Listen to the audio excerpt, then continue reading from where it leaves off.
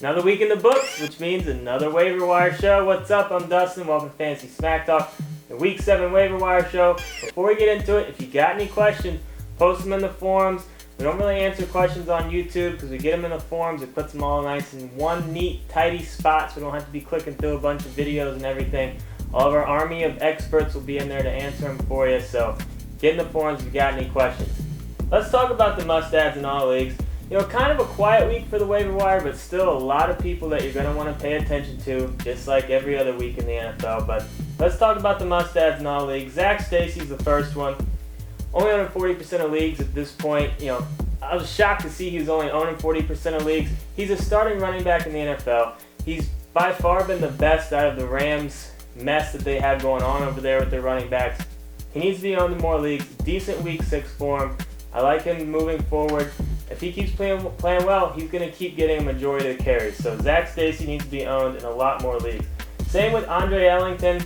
I've had him on this show for probably 4 straight weeks, and he's still only on 40% of leagues. This guy just continues to be more involved in that Cardinals offense. He's getting involved in the passing game.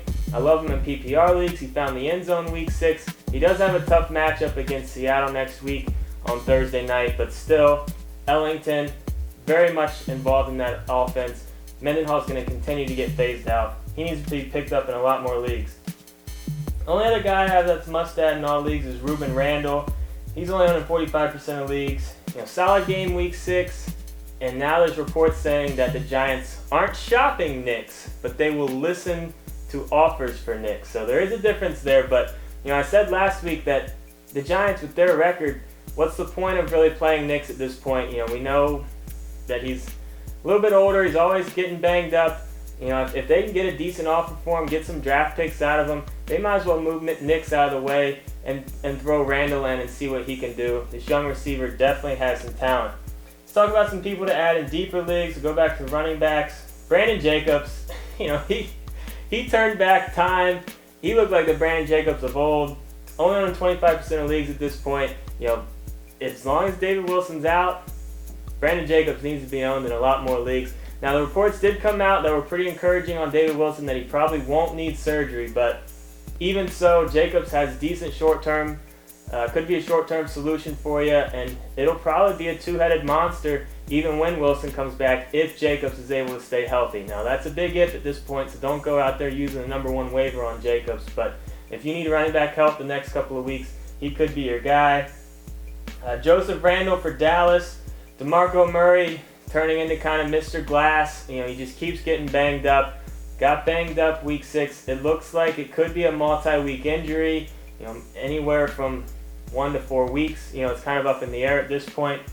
It looks like he's going to be the guy to own, but there is Dunbar out there as well who is banged up. But as of right now, Randall, my money would be on Randall as the guy to own. And don't look too much into his 1.5 yards per carry Monday night against the Redskins. A lot of that was just when they were trying to kill the clock, so the Redskins knew it was coming. So, you know, I don't love Randall, but he could be a decent short-term solution. And as far as if you need help right now with running back, I would use a decent waiver number on him because you could do a lot worse for the short term. One running back that I think is a must-add in deeper PPR leagues, and that's Chris Ogbonnaya for Cleveland. You know, we learned something week 6, and that's that they're not going to use McGahee that much in passing downs. You know, Ogbonnaya looked pretty good. He had 7 catches, found the end zone on one of those catches. It looks like he could be a decent kind of safety valve for Whedon, so I do like him in deeper PPR leagues. Let's go back to receivers. Percy Harvin, you're going to hear a lot about him. You know, this week they're already starting to say that his return's just around the corner. I'm still not quite calling him a must-add in all leagues unless you're up towards the top of the rankings and you have a bench spot that you're just looking to do something with. I'm still not thinking Harvin's going to be back for a few more weeks, so you know, now is the time to pick him up if you want to take the gamble on him and wait him out. I'm still guessing probably around week 10, week 9 will be when he realistically comes back, but that's still not too bad of a price to pay. So if you're in deeper leagues, he needs to be owned in all leagues and deeper leagues. And in more shallow leagues, if you're up towards the top, you know, go ahead and maybe take the gamble on him if you want to. Keenan Allen's another guy that needs to be owned in more leagues. You know, as we're shooting this video right now, They're playing Monday Night Football. He's already caught a touchdown. He's proving to be one of Philip Rivers' favorite targets on that Chargers offense that's looked a lot better this year. This guy needs to be owned in a lot more leagues. Brandon LaFell's quietly having a solid season, only owned in 15% of leagues right now. Had a solid game week 6. Take a look at his game log. It's been pretty impressive. Newton's definitely looking his way a decent amount, enough to make him relevant in more leagues than 15% of leagues. Harry Douglas is a guy I didn't get to talk about last week because the news about Julio Jones didn't come out until after I shot the show. But here's the thing with Harry Douglas. He's going to have some decent games with Julio Jones out. With Roddy White banged up as well, he could be a decent spot start for you, but he's had chances to start in the past. He hasn't really thrived. I think he does have a fairly low ceiling, but still an upside in general. So don't expect huge things from him, but I think he needs to be owned in deeper leagues. One guy to keep an eye on, and that's Garrett Boykin for the Packers. Here's the deal. Cobb is out. From latest reports, Cobb could be out 6 to 8 weeks. Someone's going to have to pick up the slack. I think, honestly, this might be one of those situations where just the main core existing receivers and tight ends pick up the slack from the superstar that is hurt.